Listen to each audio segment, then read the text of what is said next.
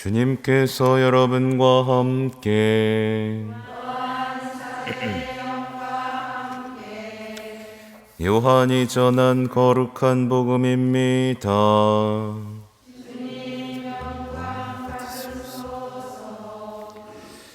그때 예수님께서 제자들에게 말씀하셨다. 조금 있으면 너희는 나를 더 이상 보지 못할 것이다. 그러나 다시 조금 더 있으면 나를 보게 될 것이다. 그러나 제자들 가운데 몇 사람이 서로 말하였다. 조금 있으면 너희는 나를 보지 못할 것이다. 그러나 다시 조금 더 있으면 나를 보게 될 것이다. 또 내가 아버지께 가기 때문이다 하고 우리에게 말씀하시는데 그것이 무슨 뜻일까? 그들은 또 조금 있으면 이라고 말씀하시는데 그것이 무슨 뜻일까? 무슨 이야기를 하시는지 알 수가 없군 하고 말하였다. 예수님께서는 제자들이 묻고 싶어하는 것을 아시고 그들에게 이르셨다. 조금 있으면 너희는 나를 보지 못할 것이다.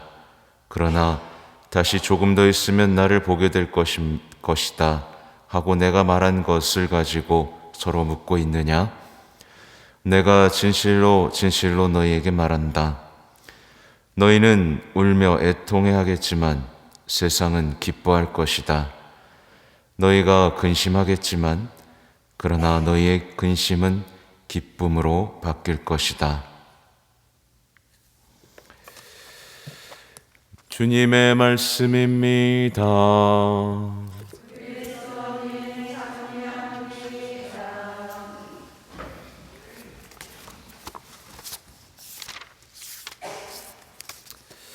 참 예수님, 네, 오늘은 성 필립보 네리 사제 기념일입니다. 개인적으로 되게 좋아하는 사제 성인입니다. 영화도 있어요. 보신 분 계세요? 네, 영화 속 보면 굉장히 또 매력적이고 유머도 있고 워낙 멋진 장면들이 많이 나오죠. 근데 제가 왜 제일 좋아하는 사제 중 하나인데 왜 그런지 아세요? 네, 저랑 같은 나이에 사제가 되셨습니다. 그래서 제가 신학교에 늦게 입학했잖아요. 네, 늦게 입학했는데 그때 당시 굉장히 위로가 됐던 분이에요. 아, 이렇게 늦게도 되는구나. 왜냐하면 이렇게 오래전에는 대부분 사제들이 일찍 되셨어요, 보면은. 그래서 아유, 난 언제 사제 되나? 라고 했을 때 내가 사제되는 해 사제가 된 분이 계시네. 이게 굉장히 위로가 됐었죠. 아무튼 그는 사업가의 꿈도 가졌고 오늘 매일 메사에도 나오죠. 수도 생활을 바라면서 로마에 살았고 그러다가 주변 사람들의 어떤 사제가 됐을 때 더 큰 일을 할 거야 라는 어떤 제안 때문에 사제 서품을 받게 됩니다.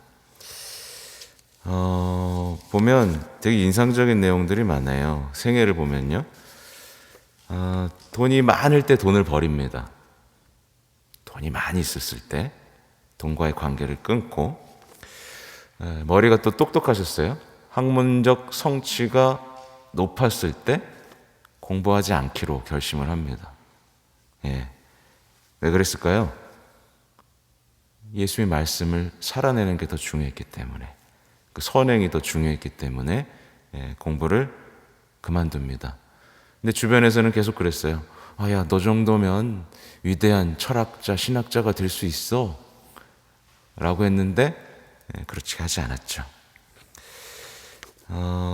가장 거룩한 삼위일체회를 만들어서 기도 생활의 중요성을 알리고 순례자, 환자들에게 헌신적으로 봉사를 했습니다. 그러니까 이때 사람들이 가톨릭 교회에 대해서 다시 한번 보게 됐다고 해요. 이렇게 기도를 열심히 하고 이렇게 헌신적인 사제가 있구나. 그래서 굉장히 교회에 새로운 바람을 불어 일으켰고, 또 유명한 오라토리 오회를 만들어서 사제들과 영적 나눔을 하고 고해성사를 하는 등 정말 좋은 일을 많이 하셨죠. 성인 사제들의 특징 중 하나는 고해성사를 충실히 주셨다고 하는데, 일부러 성당 앞을 막 서성거렸다고 해요. 왜냐하면 신자들이 언제든지 고해성사를 받을 수 있도록 하기 위해서 그러셨다고 하고, 돌아가시기 마지막 5년간 심한 병고에 시달렸다고 하죠. 이게 보통 성인들의 특징이에요. 그러니까 때때로 우리는 안 아프고 빨리 죽기 원하잖아요. 그렇죠? 네. 근데 천국에 가기 위해서는 때때로는 우리의 희생과 고통을 바치는 것이 천국으로 직행하는 길이다. 예. 제가 얼마 전에도 말씀드렸죠. 연옥의 고통이 너무 심한 나머지 차라리 지상에서 좀 더 아프고 희생하고 고생하면서 더 기도를 바칠 걸, 이라고 했던 영혼들에 대한 얘기 한번 드린 것 같아요. 병고 속에서도 성체, 또 성모님께 대한 의탁을 하셨다고 전해지죠. 근데 인상적인 게 5년간 병고에 시달리면서 이제 병상에 누워 있었잖아요. 그때 이런 말을 했다고 합니다. 예수님, 당신은 십자가에 매달려 계시는데 저는 깨끗하고 안락한 침대에 누운 채 이렇게 친절한 많은 사람들에게 둘러싸여 간호를 받고 있습니다. 얼마나 염치 없는 노릇입니까? 예수 그리스도 이외의 것을 원하는 참으로 해야 할 일을 모르는 자입니다. 이렇게 얘기했다고 하죠. 이제 인상적이죠? 네. 그 자신의 편안함을 본 거예요. 병상에 있으면서도 예수님, 저희 계신데 저는 이렇게 편하게 있군요, 라고 했던 거죠.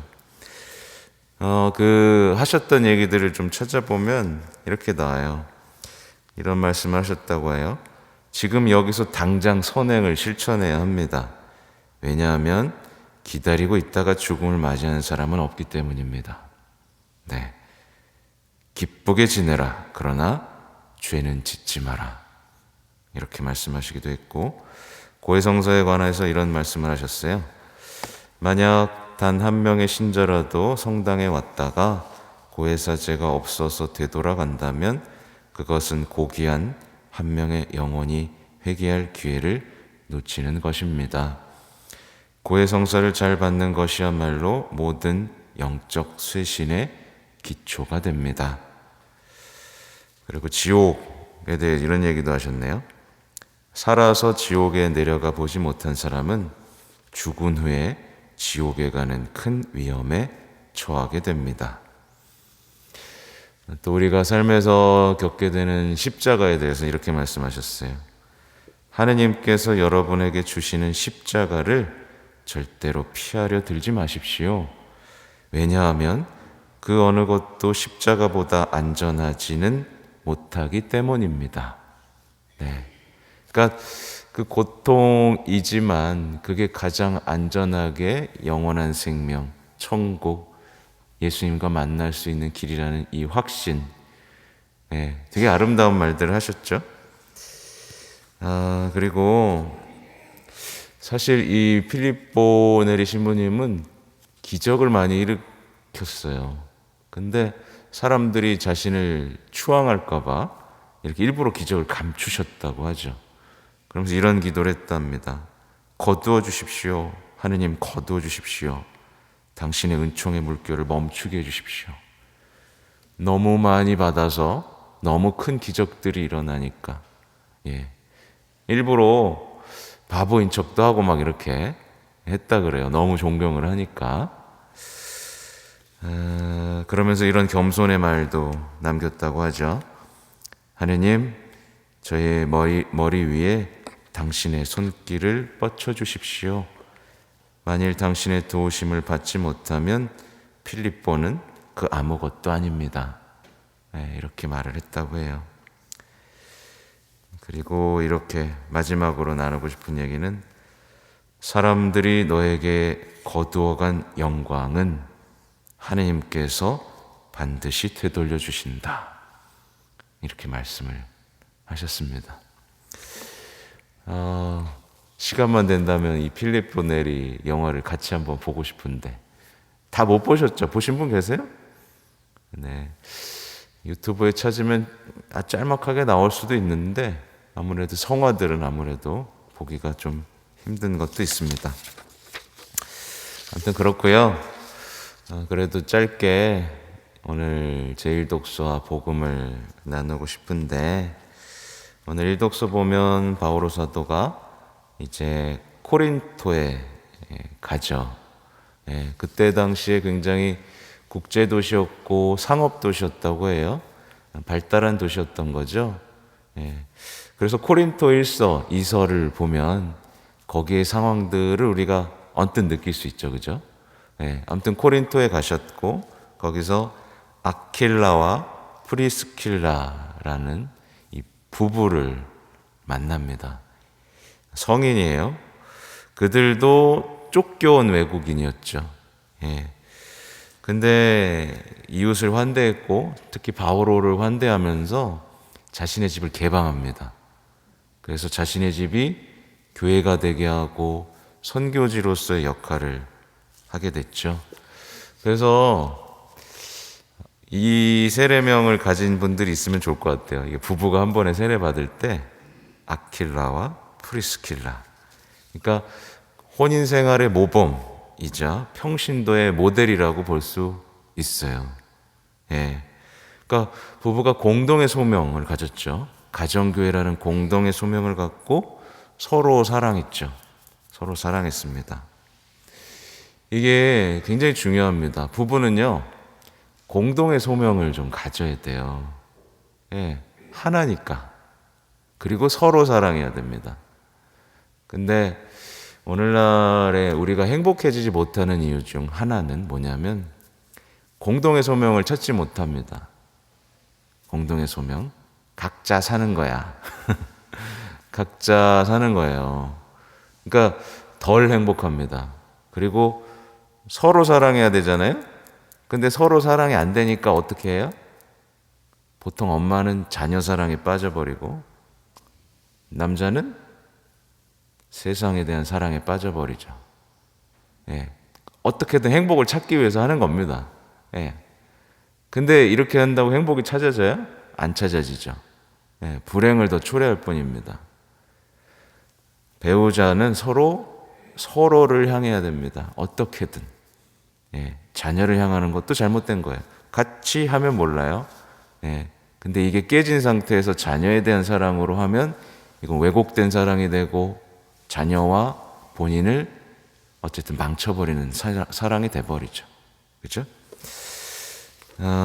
그리고 바오로 사도가 이런 말을 합니다. 여러분의 멸망은 여러분의 책임입니다.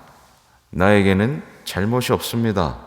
이제부터 나는 다른 민족들에게 갑니다. 그러니까 바오로 사도가 유다인들에게 이제 복음을 선포하고 있었는데 반대하면서 모독하는 말을 퍼붓자 바오로 사도가 옷을 털면서 했던 얘기예요. 얼마나 자신 있게 대담하게 복음을 선포했는지가 드러나죠. 그렇죠? 근데 이 바오로 사도 오늘날에도 우리에게 이렇게 얘기하고 있는 겁니다. 바오로 사도가 우리에게도 서간으로 다 남겨놨잖아요. 그렇죠? 얼마나 주옥 같은 말씀을 남겨놨어요. 그 말씀을 읽고도 그것에 반대하고 그것은 말도 안 된다고 하는 사람들에게 이렇게 말하고 있는 겁니다. 여러분에게 책임이 있다. 저도 이렇게 되고 싶습니다. 부계동을 떠날 때 저는 책임이 없습니다. 이렇게 될 수 있다면 얼마나 좋을까 생각을 해보고요. 마지막으로 이제 요한복음, 오늘은 마지막 부분이죠. 내가 진실로 진실로 너희에게 말한다. 너희는 울며 애통해 하겠지만 세상은 기뻐할 것이다. 세상은 너희가 근심하겠지만 그러나 너희의 근심은 기쁨으로 바뀔 것이다. 짧게 묵상하면 예수님과 함께 애통해 하셔야 되는 거예요. 근데 보통 세상과 함께 기뻐하죠. 이랬을 때 우리의 신앙생활은 큰일 납니다. 그러니까 세상과 함께 기뻐하는 사람, 이런 사람은 나중에 울며 애통해하게 될 것이고, 예수님 때문에 울며 애통해하고 예수님을 위로해드리고 성모님을 위로해드리는 그 애틋한 사랑의 삶 속으로 들어가는 사람은 어떻게 돼요? 나중에 기뻐하게 되겠죠. 승리를 맛볼 것이고, 그렇죠? 그러니까 여기 계신 분들은 누구와 기뻐하는 사람인지 한번 보셔야 됩니다. 언제 기뻐하는 사람인지.